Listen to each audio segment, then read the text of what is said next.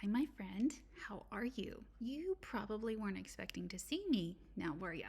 It's been a few weeks since you purchased the handbook, and I just wanted to drop in and check in on things. I hope you found this handbook useful and informational, and you've been able to apply it to your caseload. Let's do an overview of the first two chapters, shall we? Now, before we jump into the content, I want to talk about the layout of the book. This handbook has been designed with therapists in mind.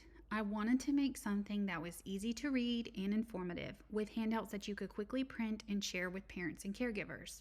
In each chapter, you will find that handouts will be laid out in the same format and include different activities and resources that can be used to encourage the skills.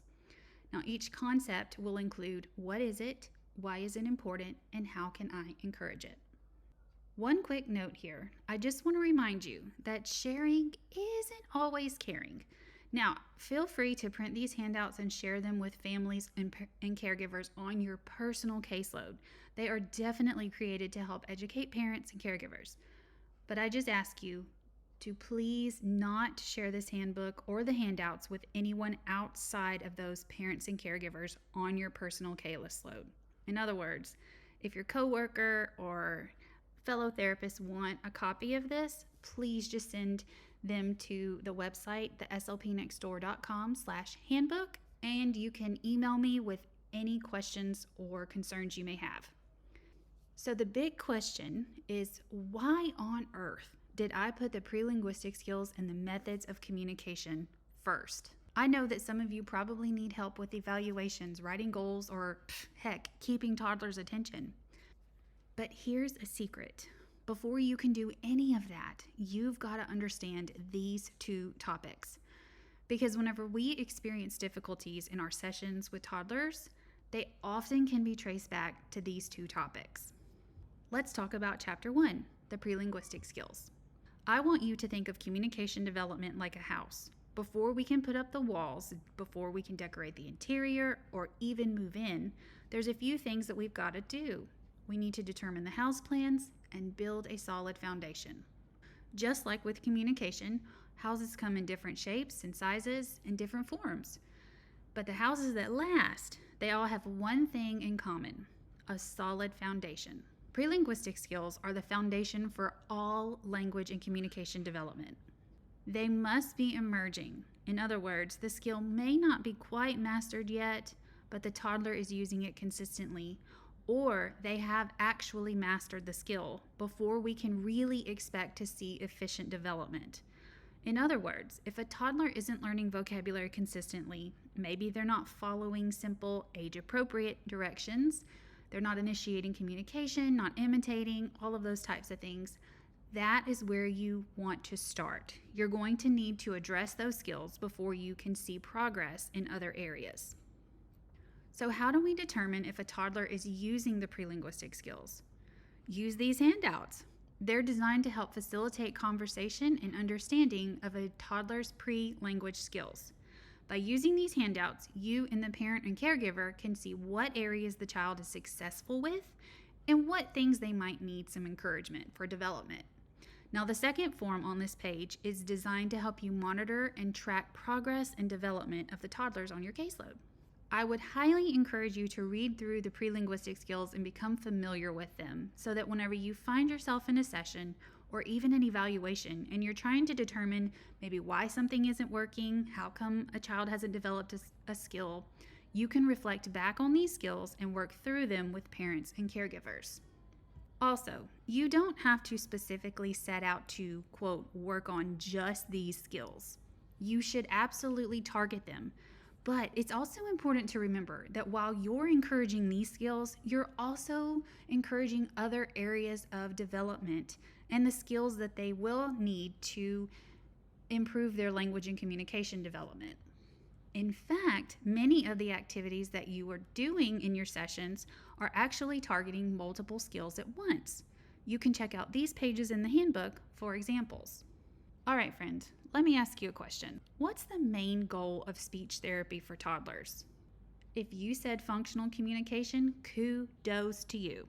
The pre-linguistic skills are the foundation and communication is the house. Everything else, for now at least, is just the details. Now, before you come at me, yes, I completely realize how important receptive and expressive language skills are. You absolutely want to build a toddler's vocabulary, get them answering and asking questions, making requests, and playing. But here's the thing, all of that also builds their communication. Here's a hint, this is going to be super helpful to remember whenever it comes to writing goals. Aside from the pre-linguistic skills, one of the first things you should do is find out how a toddler is communicating, albeit appropriate or not, because determining how a toddler is trying to convey their message gives us a starting point for building those functional communication skills between the toddler and the parent or caregiver, which is often what the parents and caregivers want to do, just be able to communicate with their toddler. I remember whenever I first started working with toddlers, understanding communication was a big area that I really struggled with because parents were often so focused on the verbal communication side of things that it was really hard to see the big picture for both them and me. I didn't understand why toddlers wanted to run away from my activities and what I was trying to help them with. The thing I didn't understand was that they were actually trying to tell me something. I just wasn't listening. So how can we determine a toddler's methods of communication? These handouts, you can find them in Chapter 2. These handouts are designed for you to be able to sit and complete with parents and caregivers. They are designed to facilitate conversation about what skills a child may need to work toward and help you gain insight on what a parent's expectations are as far as their toddler's communication, as well as determine how the toddler is communicating. I've also included 10 different methods of communication toddlers may use. It's important to remember that there is not a superior form of communication, and toddlers are going to use multiple forms of communication because the truth is, all of us do. So it's important for us to validate and empathize with whatever means of communication a toddler is using, including behaviors. Behaviors may not be an appropriate form of communication, but they still give us a starting point and a direction in which we need to move. These handouts are designed for you to be able to sit and talk with parents about what methods their toddler is using and different approaches to try whenever we're moving forward. In the end, though, it should always be about what works best for the toddler and their parent and caregiver.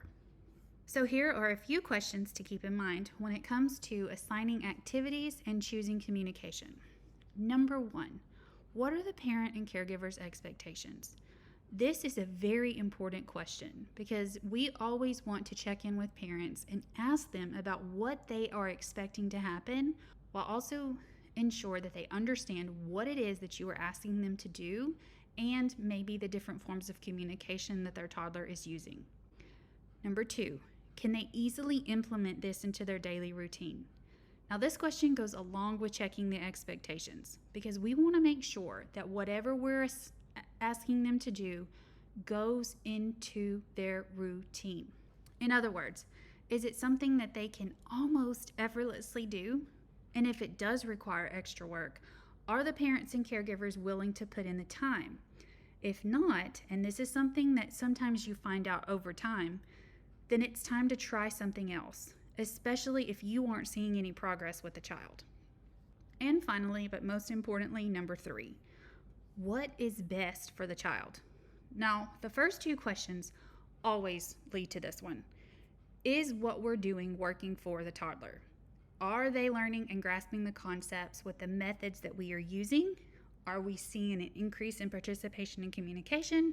Or do we need to reevaluate the situation and see if there's something that we can change moving forward? Because honestly, whenever we meet parents, they're in the thick of stress and probably close to their wits' end.